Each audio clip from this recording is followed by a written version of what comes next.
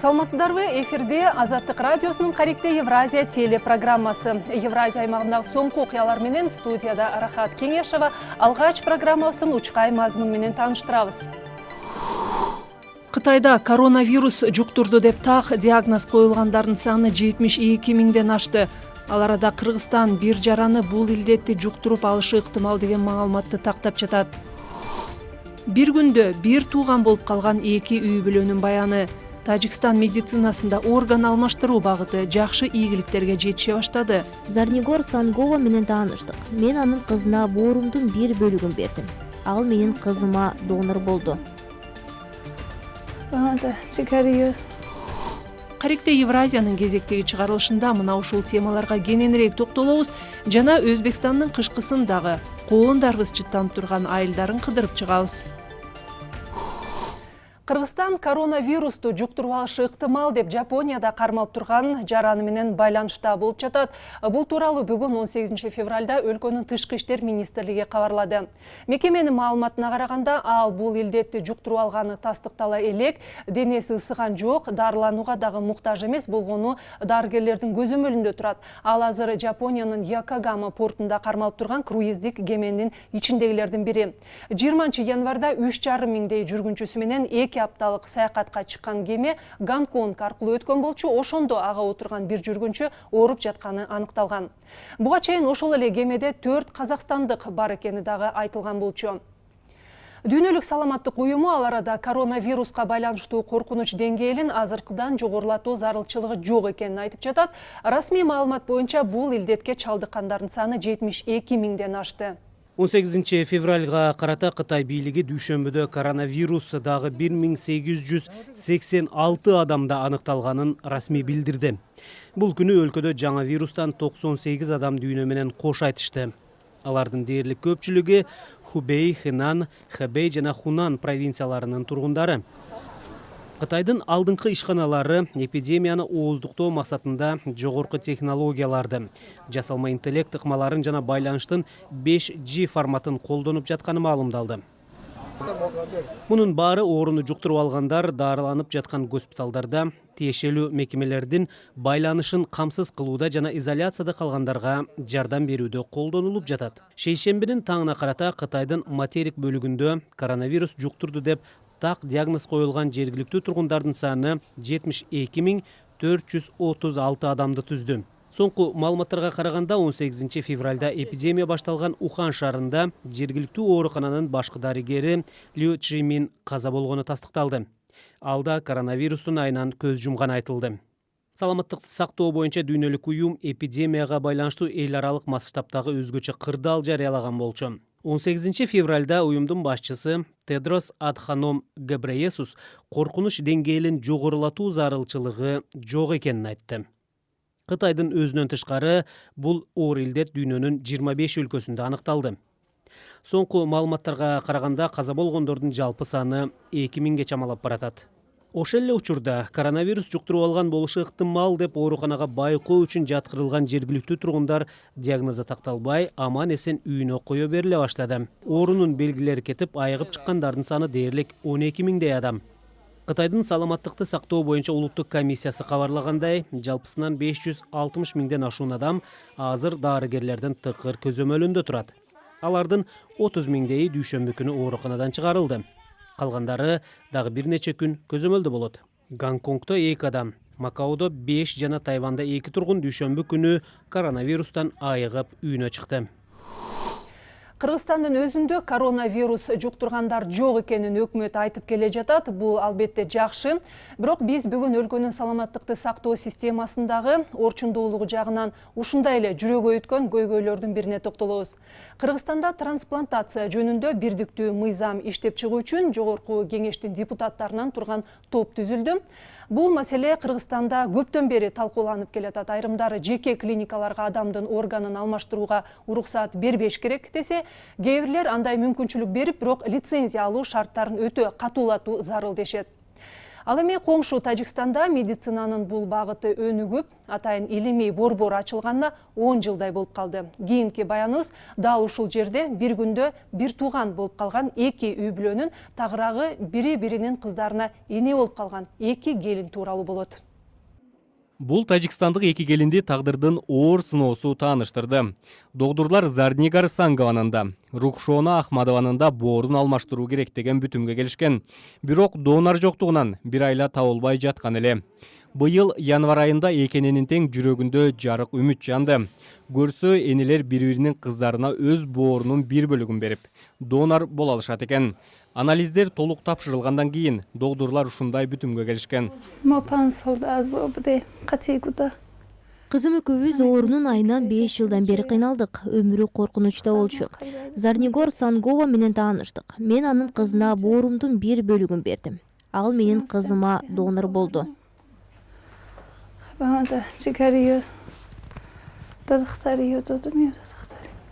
Тажик мыйзамдары боюнча донор болом деген адам органга муктаж болгон бейтаптын тууганы болуусу шарт. Бирок бул эки келин медициналык комиссиянын алдына чыгып, өз өтүнүчтөрүн айткандан кийин аларга операцияга уруксат беришти. Биз бири-бирибиз менен кеңешип макул болдук. Анан комиссиянын отурумуна барып катыштык. Алар да макулдугун беришти. Операция жасалды.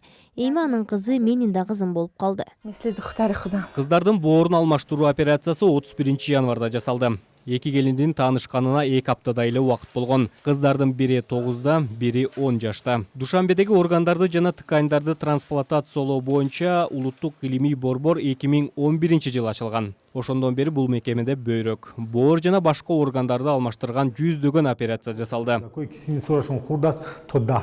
2019-жылы биз салмагы 10 килограммга жетпеген балдарга трансплантация жасай баштадык.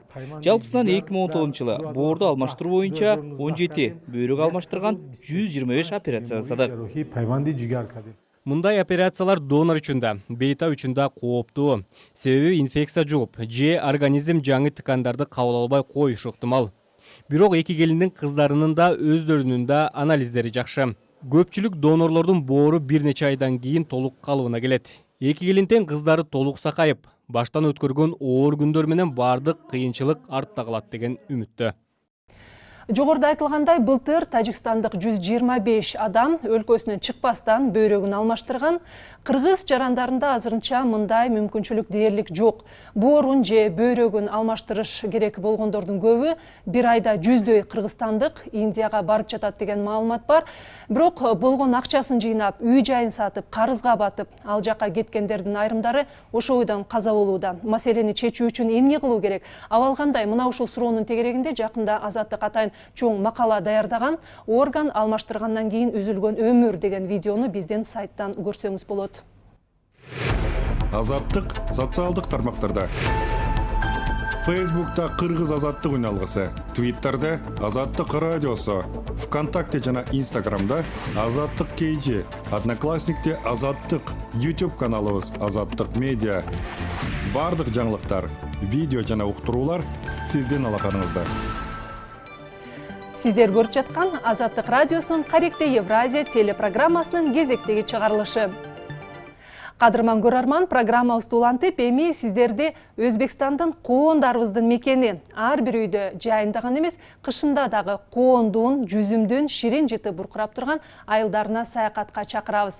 Кышкы дастаркондун көркүн ачкан бакча өсүмдүктөрүн сактоо сырлары ал жакта кылымдардан бери сакталып келет. Кесиптешим Адилет Бектурсуновдун коондарыбыз жыттанган видео баяны назарыңыздарда анда.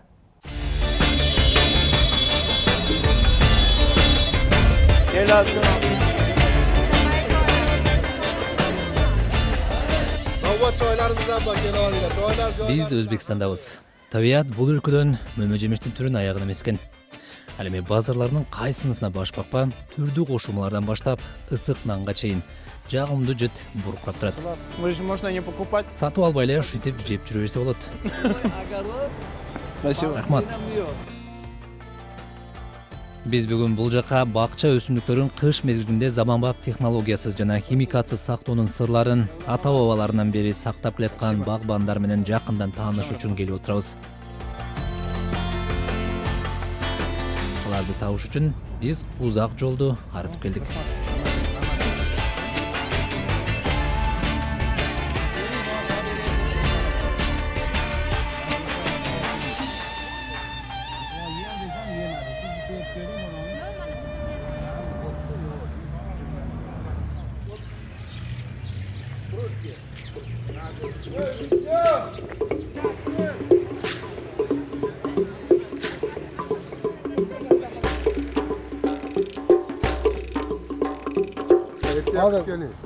Келиңиздер, алыңыздар. Биздин Өзбекстандын коондору. Килограммы 7000 сум.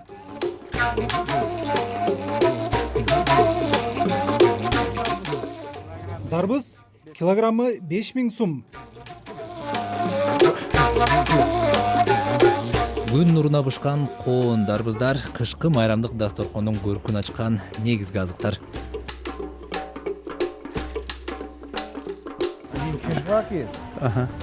Бир кыштак бар. Ошол жакта сакташат, топурактан сокмо сарайлар болот. Дуалдарын жел жүрүп турсун деп 6-7 жерден тешип коюшат, илинип турат.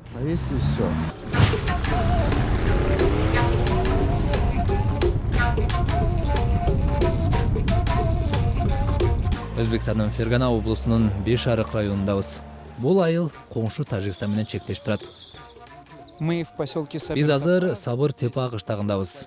Бул жердегилер кышкысын коон дарбызды мыкты сактай алганы менен белгилүү. Ар бир көчөдөн мына минтип атайын тешилген дуалдарды көрүүгө болот. Дал ушул жерлерде коон дарбыз сакталат. Бахчевые культуры.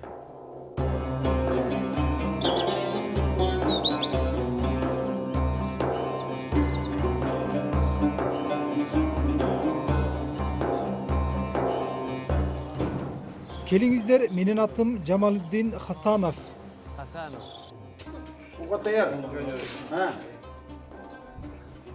Хасановтар чоң аталарынан бери ушинтип атайын сокмо сарайларда бакча өсүмдүктөрү сактап келишет. Өзбекстанда мындай жайлар коон-кана деп аталат.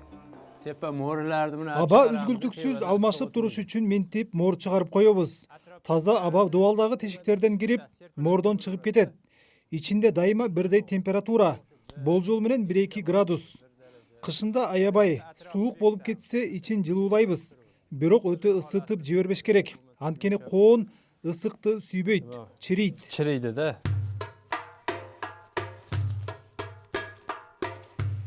Коондор адегенде чоңдугуна жана бышканына жараша сорттолот. Анан ар бирин камыштан жасалган торго байлап, бири-бирине тийбей тургандай кылып, жыгачка тезип илип чыгышат. 1600 дана. Болжол менен 1600 коон. Бул калгандары көбүн сатып жибердик. Мына бул коондорду март-апрелге чейин сактаса болот. Ал үчүн кеч бышканын сатып алабыз. Октябрларда урмагандарын тандап алабыз. Болжол менен аптасына бир жолу баарын кылдат карап чыгабыз. Кайсы бир жери жумшарып, баратканын көрсөк, дароо базарга алып чыгабыз.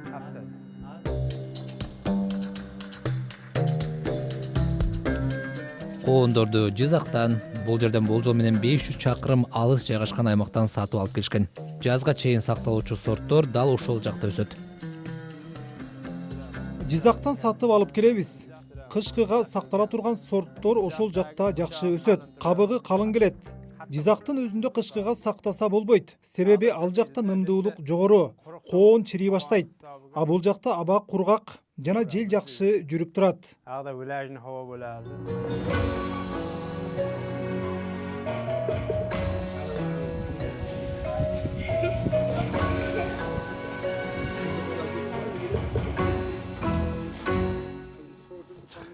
Кело. Жүрүңүздөр, үстү жагы кандай экенин көрсөтүп берейин. 87-жыл курулган. Бул сарай 87-жылы курулган. Менин чоң атам жасаган экен. Мына бул мордон жылуу аба сыртка чыгып турат. Ичине суу же кар кирбеш үчүн ушинтип бийик кылып койгонбуз. Көрдүңүзбү? Үстүгө чыгып жатат. Муздаткычта мындай шарт жок. Коон дем алып туруш үчүн таза аба керек. Коонду кышкыга сактоо кылымдардан бери уланып келаткан салт. Ата-бабалар коонду бейиштин тамагы деп атап, атайын сактай турган жайларды курушчу. Коон кана жалаң топурактан калың сокмо дуалдардан курулат. Ичинде абанын температурасы 1 градус болуп турушу керек.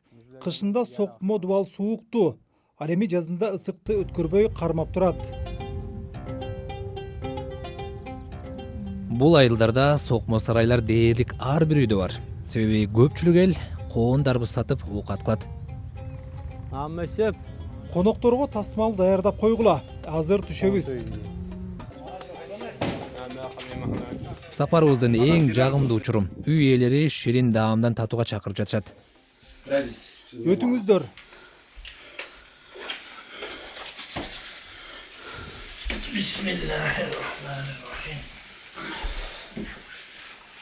Halil ağamın diysen sağlık olsun, ben hanım söylüyorum ama öyle niyeti yetiyor. Allahu Ekber. Ичи кызыл экен. Жакшы сакталыптыр. Табак бергиле.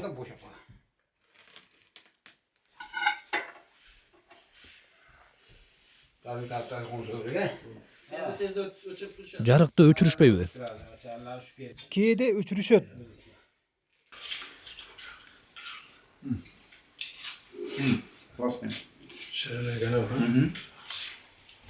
Азыр эле талаадан үзүп келгендей. Дарбыз сасык тумоого жакшы дешет, чынбы? Албетте. Дарбызды кош бойлуу келиндерге да алышат. Кышында токсикоз болгондо. Коон дарбыздын кышкы сорттору чынында абдан таттуу жана ширелүү келет экен. Агайыны Хасановтар жыл сайын кышкыга 20 миңден ашуун коон дарбыз сактап коюшат. Дээрлик баары сатканга. Тарыз бүпетке чөтүрмейді. Мына бул дарбыз бузула баштаптыр. А мунусу азырынча жакшы. Yaxşı. Дарбыздар адатта декабрдын аягына чейин сатылып бүтөт. Ал эми коонду жазга чейин сактаса болот.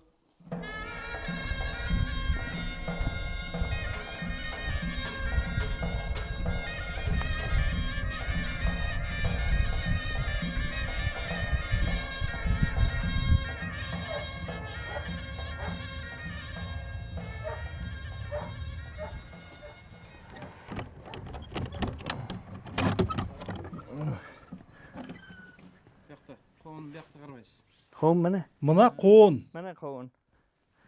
Mana shu qovun, Коонкана.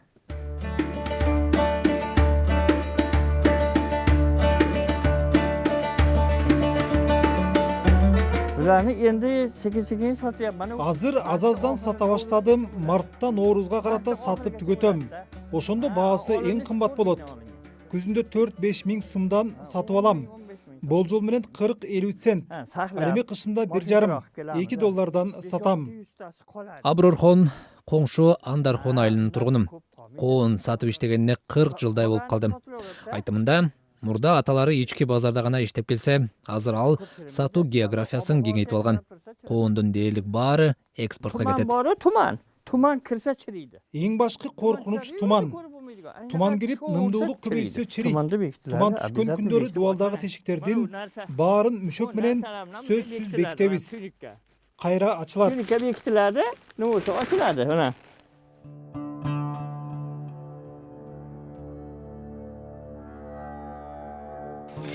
Эң башкысы бул жерде аңкып турган коондун ширинжити.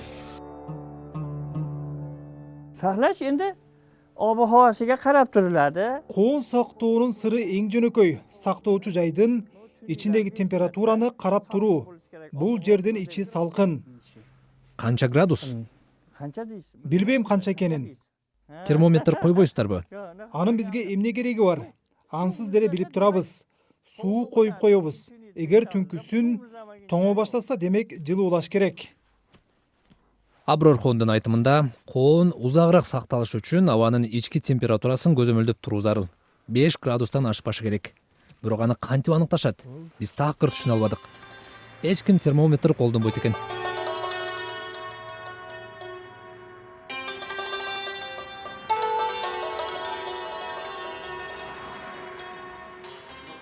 Силер деле термометр колдонбойт окшойсуздар, э? Жок, анын бизге кереги жок.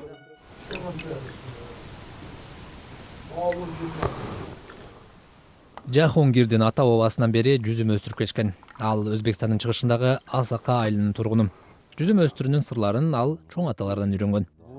Жүзүмдүн сабагын бутагы менен кошо кесип алабыз да сугарылып туруш үчүн суу куюлган идишке салып коебуз. Бир айда бир жолу суу куюп туруу керек.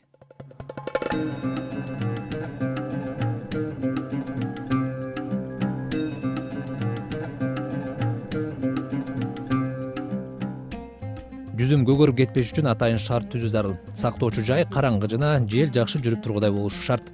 Ал эми температурасы болжол менен 5 градустун тегерегинде болгон жакшы. Эгер 0га чейин төмөндөп кетсе, жылуутуу керек. Үшүк алып кеткен учур болгон эмес. Катуу суукта делеби? Суук болсо меш жагып жылытабыз.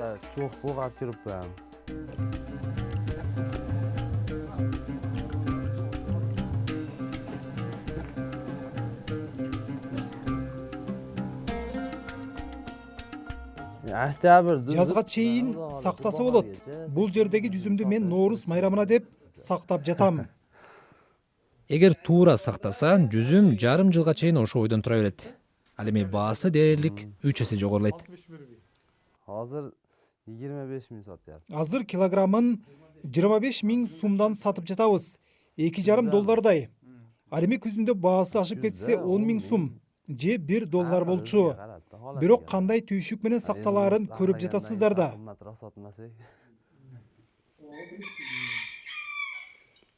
Жүргүлө, дагы бир жерди көрсөтөйүн. Ал жакта башкача сакталат.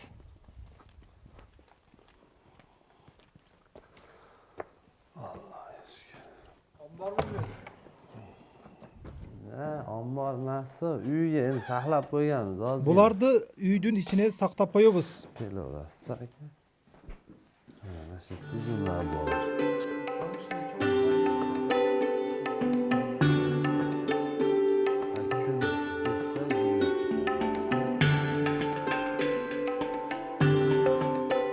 Бул жүзүмгө суу коюлбайт. Баасы да арзаныраак. Себеби товар катары сырткы көрүнүшү анчалык эмес. Бирок даамы алда канча ширин. Өзбекстанда жүзүм жаңы бойдон гана эмес, кургатылган түрдө да мейиз болуп сакталат. Бул айылдагы дээрлик ар бир үй бүлө жүзүм өстүрөт. Көчөдө, короонун ичинде, атайын бакчаларда. Ондогон түрдүү сорттор жана жүздөгөн тонна жүзүм. Здесь везде виноград. Кайерге барбаңыз, бул жерде жүзүм. Италия же франциялыктар көрсө, ичи күймө окшойт.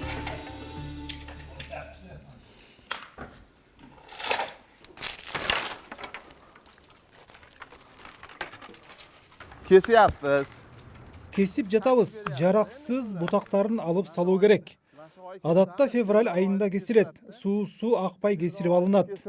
Суу акмайт да өзүндөн, суу акмай кесилип алынат. Бул аймакка жаз эрте келет. Музафар адаттагыдай эле бул маалда жүзүмдү бутап, жараксыз жерлерин тазалай баштайт. Ошенткенде кийин түшүм жакшы болот. 15 сотен хамма. Бул жерде 15 сотка жер. Жүзүмдүн ар кандай сорттору, 5 жылдыктары, 10 жылдыктары бар. Негизи жүзүм узак жашайт, 40 жылга чейин. Мына бул анча чоң эмес, бакчадан жылына 4-5 тонна жүзүм терип алабыз. Ошондой эле жалаң жүзүм отургузулган чоң талаабыз бар. Бул биздин үй бүлөлүк ишибиз десем болот.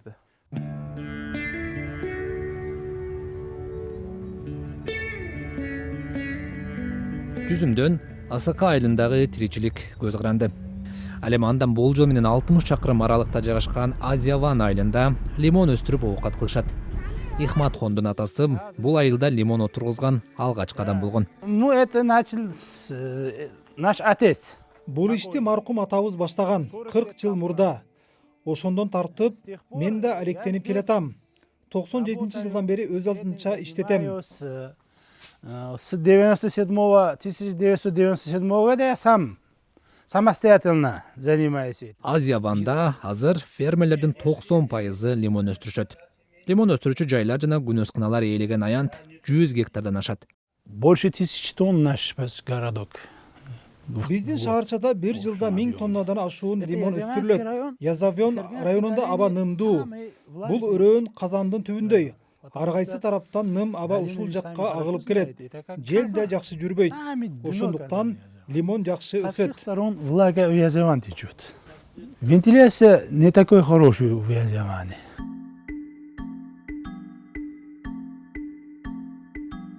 Цитрус өсүмдүктөрүн өстүрүү абдан ыңгайлуу. Лимон анча көп түйшүктү талап кылбайт деле. Убагында сугарып, абанын температурасын көзөмөлдөп гана туруу керек. Вот эти поздние плоды вот. Мына булары кеч бышат. Марттын аягында апрелде гүлдөйт. В апреле цветет. Вот эти плоды он такие бывают.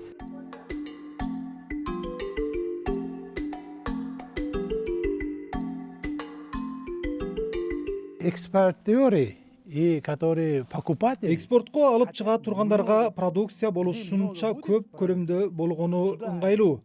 Аз жерге баргысы келбейт. Бул жери кампа сыяктуу.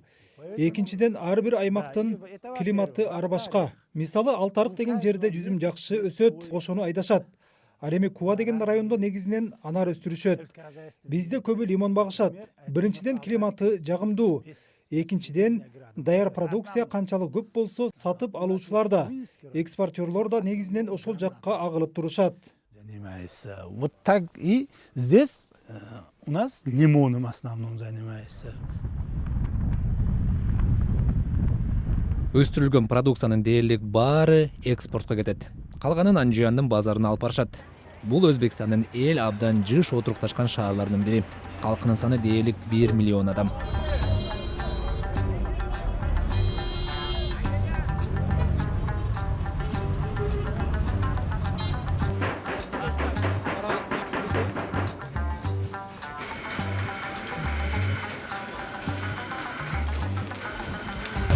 Мы сейчас находимся в старом городе Андижан. Биз азыр байыркы Анжиян шаарындабыз. Бул жер кол өнөрчүлөрдүн базары.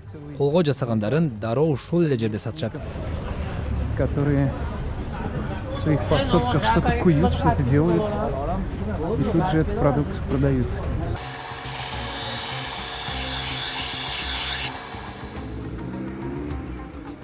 Анжиян Фергана өрөөнүндөгү байыркы шаарлардын бири. Индияда Моголдор империясын негиздеп башкарган айтылуу Бабурдун туулган жери. Анжияндыктар аны кастырлап, элесин сактап келишет. Шаарда Бабур атындагы парк, университет, көчө жана тарыхый комплекс бар.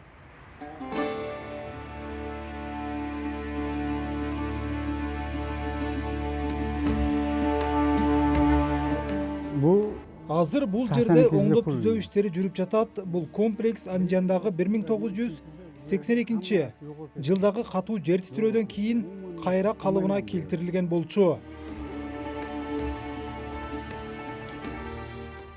Байыркы замандарда эле Анжиян улуу жибек жолундагы соода борборлорунун бири болгон. Андан бери жүздөгөн жылдар өтсө да шаардын базарларынын ошондой эле даңкы бар. Ал эми аймакта өскөн мөмө жемиш сыртта да белгилүү. Бирок дал ушул жерлер эгемен Өзбекстандын тарыхындагы эң трагедиялуу окуялар менен белгилүү. 2005 жылы элдик толкундоолордон кийин жүздөгөн, а балким миңдей адам атып өлтүрүлгөн. Расмий жана эл оозунда айтылып жүргөн сандардын айырмасы бар. Ал эми Анжиян окуясын иликтеген бүтүм али күнчө суроолорду жаратып келет.